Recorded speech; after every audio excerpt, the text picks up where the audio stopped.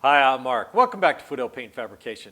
Well, we have a quick video for you today on spray guns, and I do have the material I'll be spraying through this particular gun right in front of me. This is the DTM or the True Epoxy I'll be spraying on Ruby. This stuff is extremely expensive, so you don't want to waste it using a cheap $20 or $30 gun. I went ahead and picked up a brand new gun just to spray this material. This gun was about $100 and it's way cheaper than the material that's going to be going through it. So that's what we're going to be talking about today, and how to connect your gun to make it work as efficient as possible. So let's jump in here close. We'll talk about what we've got.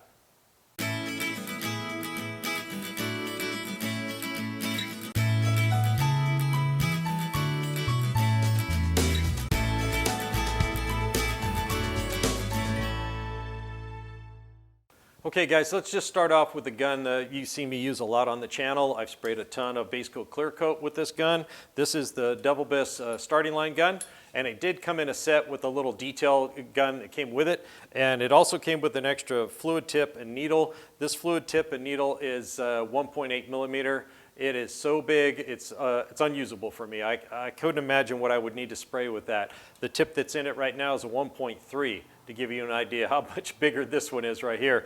So you might be able to spray some thin down latex with it, or maybe a super heavy bodied urethane primer. But really I can't use it, so it's kind of just rattling around in the box. But this has been a really good gun for me, and you can tell by how clean it is. I take really good care of these guns. You know, they're kind of my bread and butter. So, and this wasn't a super expensive gun by any means, but the trigger is getting a little stiff, and I do take these apart every time I clean them, so it's starting to show its age a little bit. So I am thinking about getting a replacement for this gun to try out. Now, the gun that I did get to spray the epoxy for Ruby is this one right here. Now, this is the Astro Evo T spray gun, and this is the 1.4 millimeter model. So the fluid tip and the needle is 1.4 millimeter, so I can spray that epoxy. I could probably spray it with a 1.3, but I want to get a dedicated primer surfacer gun, so if I'm spraying a urethane primer, this will work for both. So that's the idea. Now, I haven't tried this gun yet. I've seen it used a few times, and that's what triggered me to buy it. The trigger action is super smooth. The old Double Biss here, the starting line, it's getting a little stiff because all the wear it's got on it. So, and this one is considerably lighter than my starting line gun. So I like it. The results I've seen spraying with it look really good. Now, this gun was $98 on Amazon. I'll put a link in the description for everything we talk about today. So it's really affordable, $100 for a really good spray gun. And like I said, I haven't tried it out yet, but I have seen it used by some professionals, and they really did a fantastic job with it. So I think it's a great budget gun to spray the epoxy for Ruby. And if it saves me material, then it's actually putting money back in my pocket, because that epoxy is so expensive. So this gun is going to work out great for me, and I am probably going to go ahead and pick up the sister gun to this, which is the Evo T Evo T13, which is a 1.3 millimeter gun, and that gun is $121 on Amazon. So for 220 bucks, you can get 2 spray guns. You know, that's a heck of a deal. So we're going to be trying this out on a later episode, probably when I'm spraying the epoxy on Ruby on some parts anyways. So we'll get an idea how it's going to work out. But I really like this gun, the feel of it so far. I hope it sprays good. So as soon as I know it sprays good, I'll probably pull the trigger on that 1.3 millimeter gun for base coat clear coat. So the thing I want to talk to you about today is getting these guns to perform properly for you. You could have, you know, a $600 or $800 gun, and if you're not hooking it to your air hose properly, you could be causing problems. So if your air hose is too small or too long, then you're probably reducing the volume getting to your gun. Now, these guns are high volume, low pressure. Remember, they're not the old school guns, so they need a lot of volume at a lower pressure to do, you know, the job they're designed for. So in that vein, we all use quick connects, right, to connect our gun and all our air tools, right? And here's your standard that everybody uses. Now, I use the automotive style with a little bit fatter lip on it right here, but they're all, you know, basically the same, right? So I'm going to zoom in close, and I'm going to show you a few things about the new set that I just picked up. It's right here, and this set was $21, okay? And we're going to take a look at it, and I'll show you exactly why I'm going to be using this on all my spray guns from now on.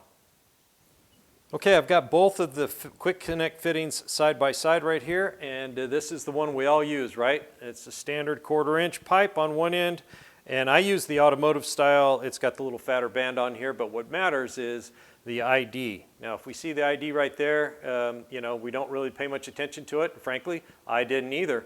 Don't think about this kind of stuff, but I did learn it. I saw some other guy talking about it, and I thought, man, he is right. So I'm just passing this on to you guys. So if we look at the high flow compared to the standard one we've all been using, look at the size difference on the ID right there, guys.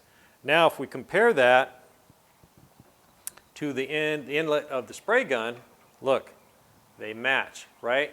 Now remember, these guns are designed high volume, low pressure, right? So if we are restricting the volume coming to this gun, which is the mass of air coming to it, how can it spray the way it's designed? It can't. So, so chances are, all these years, I've been actually, you know, holding my guns back from spraying as good as they can. So by upgrading to this one, I believe it will cause this spray gun and my other spray guns to spray that much better and probably reduce some of the issues you tend to have. Now, you can also restrict your air by having too long of an air hose and too small of diameter air hose. Now, a 3/8 diameter hose is minimum. You shouldn't run anything smaller than that. And you need to restrict the length of your air hose. You only want it long enough to get around the car comfortably.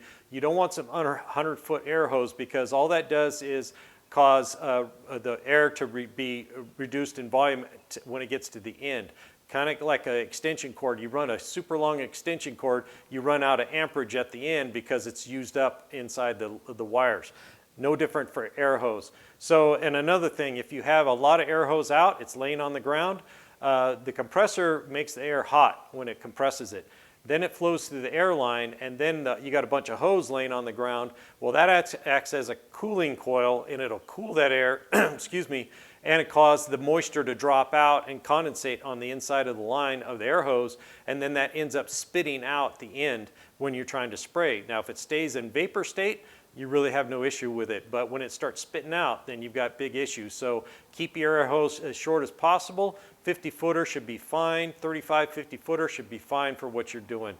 So I'm going to be switching all my guns over to this large high flow quick connects, and I do like this, the female end of it. You just push and connect, and it goes on. And you know, sometimes I'm fiddling around trying to get these old ones to connect, and you got to, you know, pull it back and get it to lock and everything else. These are a lot nicer and certainly reduce the chance of me dropping the gun or spilling some paint. So you just push it on there, and looking through, it's got a nice flow through. These have obviously air stops on the end, so that will restrict it a little bit, but this is designed as high flow along with the male end. So, and you guys may know, or you may not know, I have 2 air hoses in the shop. I have one just for air tools, DAs, die grinders, that kind of stuff. And then the other air hose is strictly for spraying with paint guns. And now I will be switching that line over just to this fitting, and these aren't interchangeable, so there's no way Mark can just grab the other air hose and be lazy and use the one he's not supposed to be using. So this will also help keep me honest on that. So I really think this gun is going to perform really well, especially now that I'll be using this high flow quick connect. Now, these weren't very expensive, guys. $21 on Amazon, and like I said, I'll put a link in the description for everything I'm talking about here today. So I think you should really consider for your spray guns using the high flow quick connects. And we'll be testing that out pretty soon, because we got to spray some epoxy on Ruby's panels.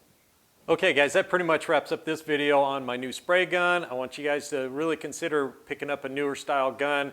It'll keep you from wasting material, and the new high flow quick connects I'll be using. So I think this is going to be really good. I'm looking forward to spraying some of that epoxy on Ruby's panels. We've got some of them getting close to being ready right here. We'll be doing a video on that coming up really quick.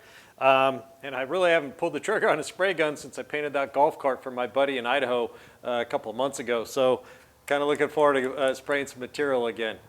Thanks for joining me here at Foothill Paint Fabrication. Don't forget to hit the like and subscribe button if you haven't already. Mash that bell and drop me a comment. I'd love to hear from you. We'll see you on the next one.